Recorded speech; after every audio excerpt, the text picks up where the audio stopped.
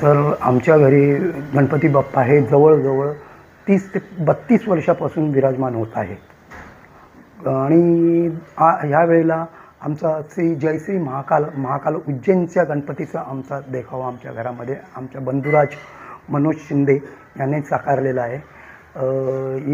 27 तारखेला गणपती बाप्पा विराजमान झालेत।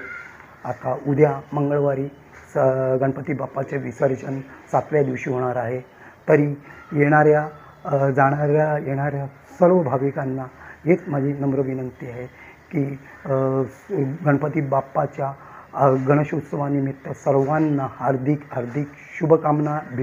भिवंडी शहरातील तसेच महाराष्ट्रातील या देशातील संपूर्ण लोकांना हिंदू लोकांना गणपती बाप्पाच्या हार्दिक शुभेच्छा।